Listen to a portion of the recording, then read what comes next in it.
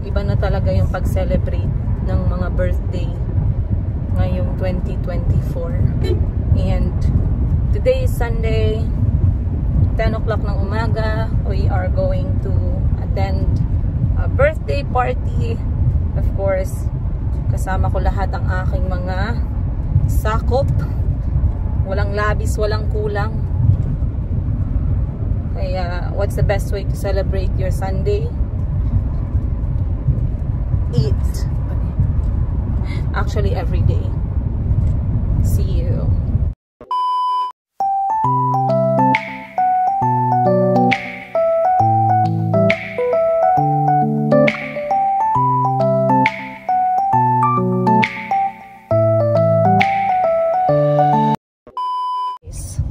Today is Ate Ashley's birthday.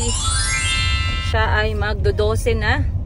And si Ate Ashley, if you guys can remember, is ang kababata ni Kuya Kahil. First cousin and same age. Kaya medyo nagkakaintindihan sila pag nakikita sila. And ngayon, ibang request ng bata para sa birthday niya. Pero bago ang lahat, dumaan muna tayo ng Jollibee. Bida ang saya. Alright.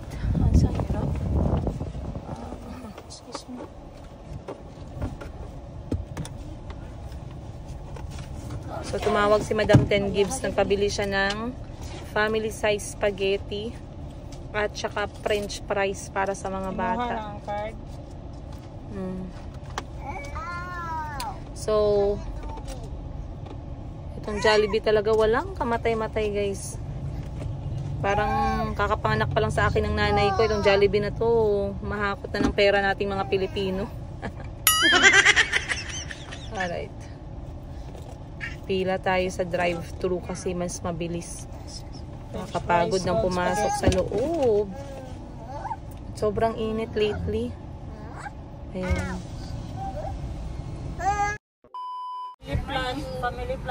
Family plan? Family size spaghetti, 2 tray. Family 2 please. Family 2. Tsaka 4 na french fries yung pinakamalaki na size. Yung jumbo fries po. Yes, please. Yes, please. Talaga. Alright, we have our spaghetti and our french fries. Sabi sa amin sa counter, 10 minutes pa daw. Pero wala pang 1 minute, guys. Lumabas na yung spaghetti. Very good ka, Jollibee. Pupunta ka sa langit niyan. Ang bilis talaga ng service ng Jollibee. Ang init pa ng kanilang spaghetti at french fries. At ngayon ay pupunta na tayo sa venue ng birthday ni Ate Ashley. Ayan, happy birthday Ate Ash. Ate ka na talaga. And of course, itong episode na to ay para sa kanya kasi alam ko yung kapatid ko mamaya ay busy-busyhan na naman. At hindi na naman makakakuha ng video. So ako na, trabaho ko na yan, huwag ka mag-alala. Matik. Matik na yan. And yan ay Sunday, hindi ko alam bakit walang tao sa kalsada. Nasa beach. Kasi Sunday normally no ay family day. So either nagsisimba ang iba or nagligo ng dagat. Ganun talaga tayong mga Pilipino. And that's what I really appreciate about our culture.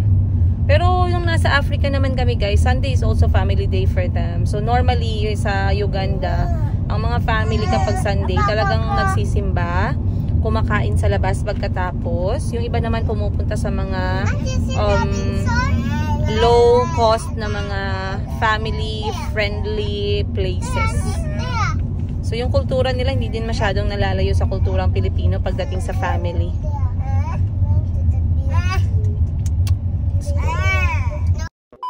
Hindi nga. Napark na ako daan. Dito ko mag-park. Sige, baba na mo lang ga. Baba na kayo, guys.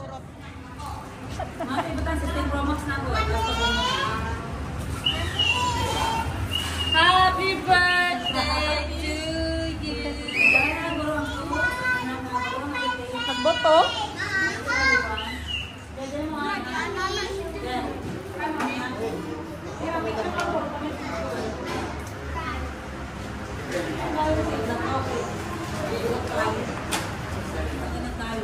birthday.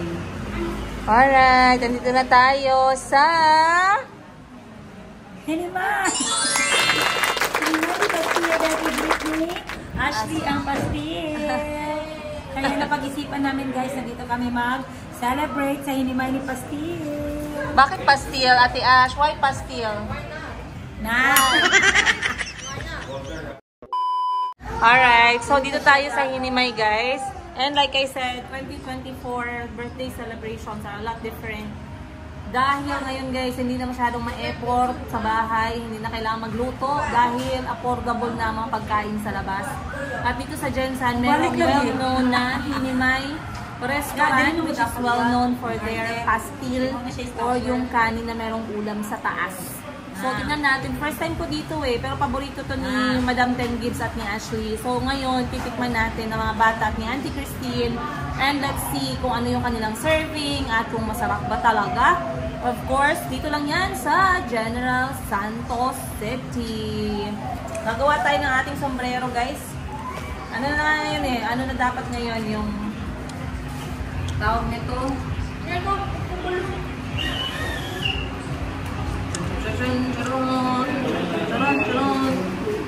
Let's take a bit.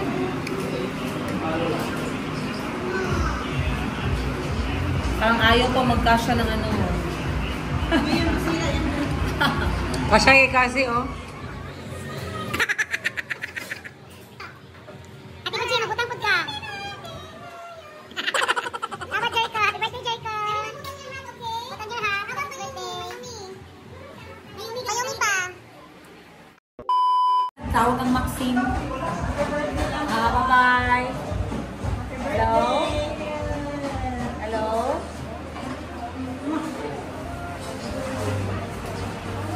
Selfie naman ni Mama. Selfie habang na-apply class.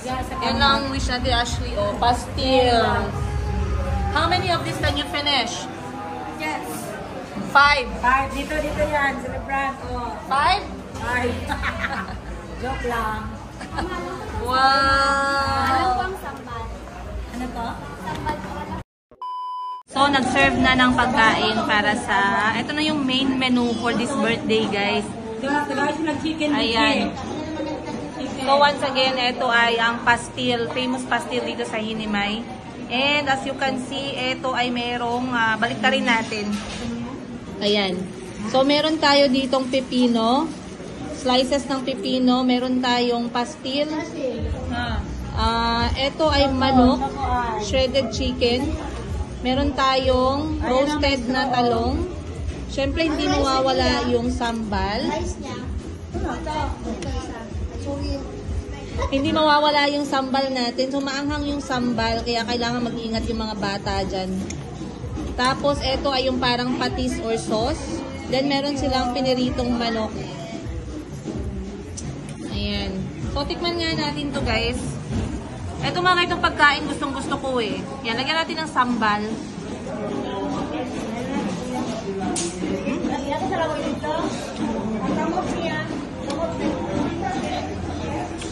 Ibatangan yung suka. Bubuin lang. Okay. Tumitigod lang kasi. Ayaw, pag liukan, mirik ka. Ha?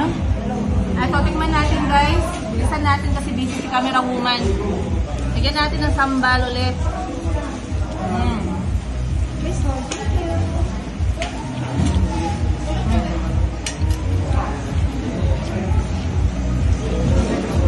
Yung talong nila.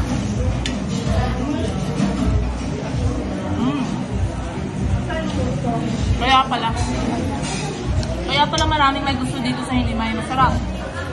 Magkano nga ito? Ha? 89 pesos. So yung ganito guys, hindi kasali yung manok. Ito 89 pesos yan. Pero complete meal na siya. Ang sarap. May appetizer pa.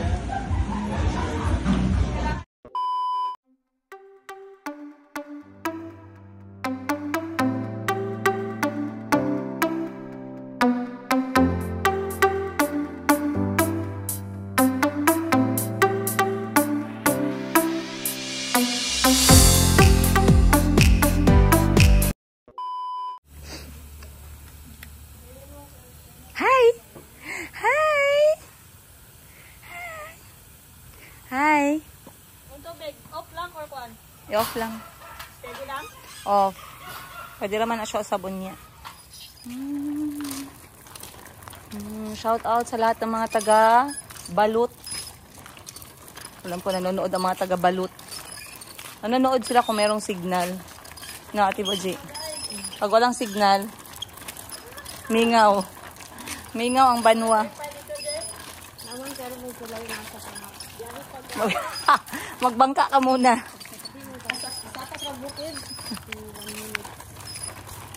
Sunset, where are you? Where's the sunset? Time check, 5:30 na ng hapon. Iniwan ko muna yung mga kulot sa bahay dahil sila ay pagod na pagod sa paglalaro. Uy, gusto mo na. Tama na kayo, edisin siya. Lasing ka ba? Lasing ka ba? Hindi po, konti lang. Mag-walking muna tayo dito. Si Colby ay not feeling well. Mamaya ay bukas baka ipa-check up ko siya.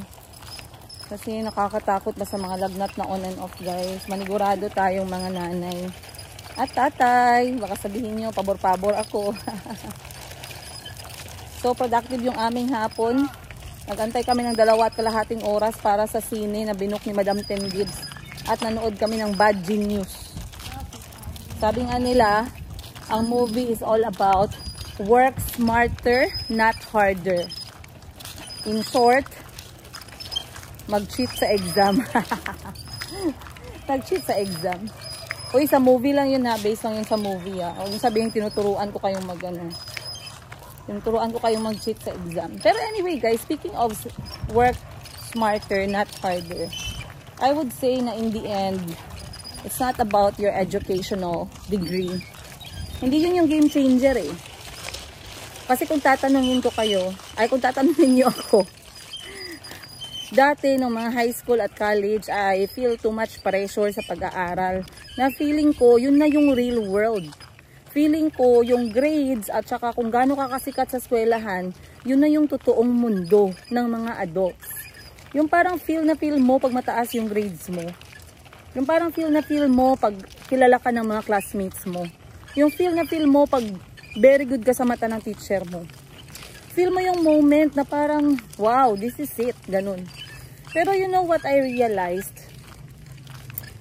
In this world of adulting, ito pala yung game changer. Yung game changer is kung paano ka makikipagsapalaran in the midst of bad economy. Kung paano mo gagawa ng paraan kapag limited lang yung choices mo. Kung ano ang gagawin mo kapag limited lang yung opportunity na kumakatok sa pinto mo. Yun yung game changer. Kasi in the end, kapag hindi ka marunong bumukas, minsan it's not about the opportunity coming to our lives. Minsan it's about what kind of opportunities we can open for ourselves. So, the real world starts outside of university. The real world starts when you have a family to feed. The real world starts when you have bills to pay. And the real world starts pag gutom ka. Kasi you have to provide. And like I said, yun yung reason bakit hindi ko pinipressure yung mga anak ko pagdating sa mga grades. Kasi na-realize ko hindi naman pala yun yung game changer eh. Yung game changer is kung may common sense ka.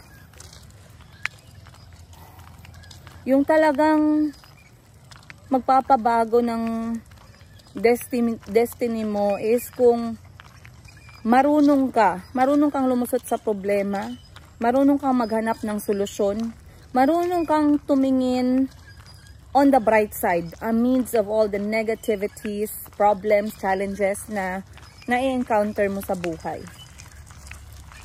And I hope sa mga anak ko, kasi they did not grow up like me. They did not grow up like how we used to grow up. At least for most of the children nowadays, lalo na yung may mga parents na laki sa hirap, meron tayong trauma eh. Meron tayong trauma ng gutom. Meron tayong trauma ng pagod. Na somehow, ayaw nating maramdaman ng mga anak natin ngayon. And, minsan iniisip natin na it's really good for them to have the kind of childhood we had. Kasi kahit na mahirap, it actually molded us to become who we are right now. Pero in the end, meron kang guilt. Meron kang guilt na bakit ko pinapahirapan yung anak ko? Bakit hindi ko ibibigay sa anak ko kung kaya ko namang ibigay? So, you are torn between the parent guilt and you are torn about yung worried ka kasi you are thinking na you might be giving it too easy for your children. Na pagdating ng panahon, they will not be able to make it kasi they are being spoon-fed or they are being raised dependent to you too much. So, doon ako kinakabahan. Pero, I try to remind myself not to give it too easy to my children. Kaso yun nga lang, a part of me really wants to give them the comfort. Yung comfortable na buhay. Yung busog, laging busog yung tiyan. Regardless. So yeah. Parenting is hard. Adulting life is hard. But it's real. There's nothing we can do. We have to face it. Kasi nanood ako ng movie kanina na Bad Genius. And then naisip ko, akala yata ng mga batang to yung problema lang sa buhay, yung pagpasa lang ng grado. Yung problema lang sa buhay ay dapat nakapasa sa exam. Entrance exam dito, entrance exam doon.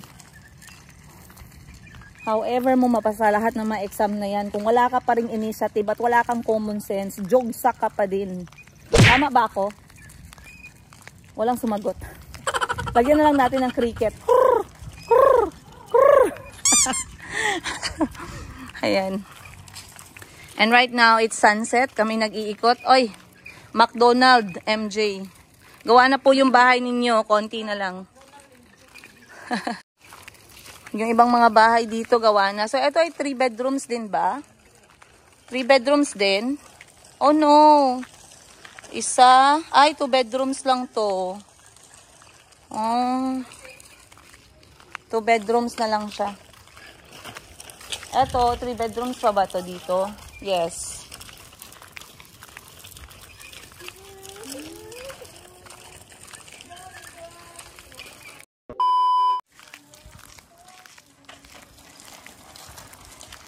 Ang dami nga palang nagsabi sa recent episode na upload ko. Guys, maraming salamat sa lahat na nag-appreciate. Actually, hindi po ako yung nagbibiro doon. Kami ni Auntie Christine dalawa. Kami ni Auntie Christine talaga yung nagbibiro sa recent episode. Pero the main point of the recent episode is ang ganda ng kultura ng Tiboli, guys. Sobrang ganda. And huwag kayong mag-alala. Dahil hindi pa divorce yung aking papeles, hindi pa po pwede akong makipag-mingle. Dahil baka mamaya maitulpo tayo. Baka mamaya lumuwas yun ng Maynila at ipatulpo tayo. Pero anyway guys, I am okay. I am not worried about walang partner and walang dating life. Kasi busy pa talaga ako eh. And I'm excited sa mga magaganap ngayong taon. Inshallah. And since bare months na, ang daming ganap. Mga birthday, mga Christmas, mga Thanksgiving, mga invitation. O yung mga magbibigay ng mga bigas dyan, kasali ba ako sa listahan niyo? Huwag kayong mag-alala, mamimigay din tayo ng bigas in behalf of my Yumi Thailand Closet. Kasi dapat nung pa-Thanksgiving tayo, mag-1 year din kami, inshallah.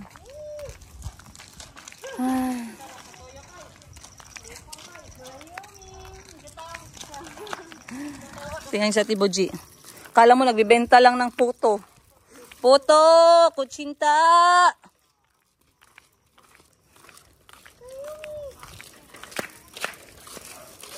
Eto mga bahay na to tapos na pero hindi ko alam ba't hindi lumilipat yung mga kapitbahay ko dito. Ano kayang reason? Buti pa yung iba may pampader na. Ako kaya kailan mapapaderan yung harap ng bahay ko. Eto, okay na din. Konti na lang kulang. Let's go! Joyride kami, guys! Joy lang. Joy lang, walang ride. Ay, naku, ano ba yan? Hindi ako marunong. Hindi na ako marunong magsakay ng motor. Okay. Boda o Gensan. So, let's go. Inaya ko yung kapatid ko, kami muna mag-date. Diyan lang kami sa may kanto. Pero dadalhin ko kayo kasi bagong bukas to, guys. Tingnan muna natin. Sabi ko sa kanya, wag lang kami kumain ng marami kasi sobrang ipit ko ngayong buwan na to talaga. Tara guys, samahan nyo kami. Let's go!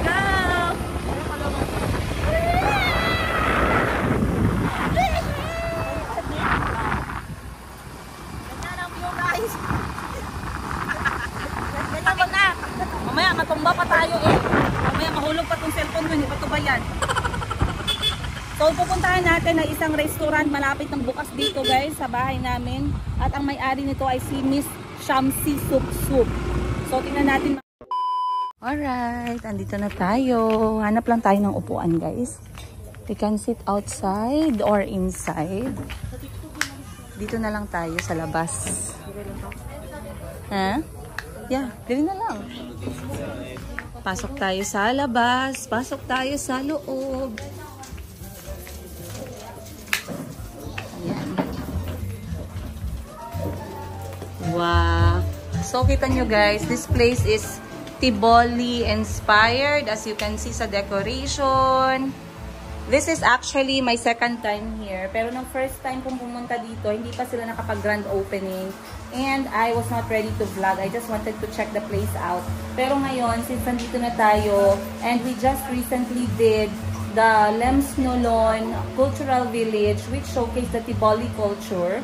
Ngayon, it's very exciting to tell you guys na sila din mismo yung nag-decorate nitong kwarto na to, which is so Tiboli inspired. And they also have accessories dito at saka mga damit na gawa din ng mga kapatid nating Tiboli. As you can see, ayan. Then meron ding accessories. Very nice. So let's find a table and then mag-order lang tayo. Tingnan natin dito yung food. Let's go.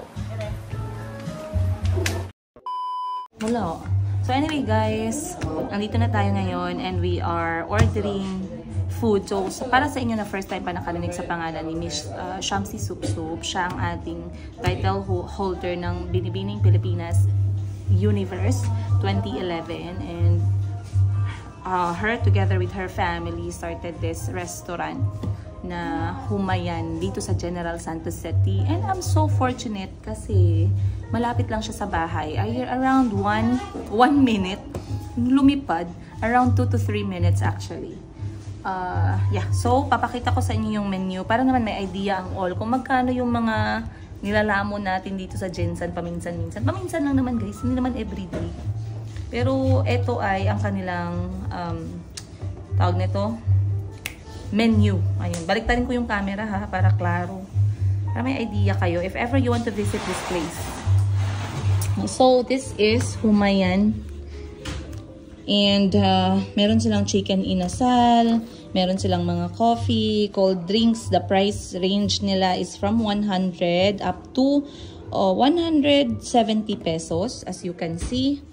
Then sa mga mahilig magkape, this is a good stop for you. It's very aesthetic and relaxing by the way. And during daytime or sunset, it's nice here kasi kalapit niya is rice field. So if you want that laid back, quiet time, chill mode, pwedeng-pwede kayo dito. So wag niyo kalimutan mag-stop over. If you are ever in General Santos City, it's Humayan Cafe, you guys. Nasa Google, ano yan sila, Google Map. Then, they also have chicken here. Kita nyo naman, chicken tsaka beef. And I believe they don't serve pork, right? Hindi ka nag-serve ng pork, no? Hindi po. Yes, wala silang pork dito, guys. So, chicken nila from 400 pesos, beef 500. And, this is my favorite. Nung unang pumunta kami dito, we tried chicken satay in peanut sauce and we really, really liked it. Kaya this time, I will ask my sister na matry din yun. My brother. slash sister. So, 205 pesos lang yun. Share lang kami kasi gipit kami ngayon. Gi-credit card pa namin yung 205. Then, meron tayong snacks, cheeseburger, chicken sandwich, then merong pasta and fries. Ayun lang, guys, ang kanilang sinaserve for now. So, antayin lang natin yung pagkain. And then, I will ask my sister to rate it for us. Let's go. Gutom ka na, sis? Masarap naman kasi sis. Kasi libre sis. Libre ko. Okay, kain. Feel niya, guys. Akala niya sa kanya lang yung pagkain. Pwede. Ako wala. O hindi. Share lang. Kulang lagi siya sis. Share lang tayo. Sagad mo na. Uy, sabi ko sa'yo, tikim lang tong pinunta natin dito. Bigyan mo kong kalahati. Nag-car wash, di ba po? Naningil. Amoy boy. So, bigyan mo kong kalahati, sis. Next time na lang tayo, sis. Maghating kapatid muna tayo. Turo. Galit pa. Sabi ko naman, sabi niya sa akin, sabi mo busog ka, sabi ko hati. Ano yan? Isang kutsara lang yan, sis. I want to try the satay chicken. Cheat day man ngayon, sisi. Thank you. Bilang yung manok ko, 14 yan, 7-7 tayo. Okay, wait lang. Isa, dalawa, tatlo lang, guys. Umabot sa akin. Pero anyway, this is what I'm telling you guys about. Na hindi naman kailangang magastos yung mga date namin magkakapatid. Ang magastos lang naman si Madam Ten Gibbs. Pero kami, jologs kami guys. Tikman natin to. Uy, jolog si Madam Ten Gibbs. Huwag mong libakin.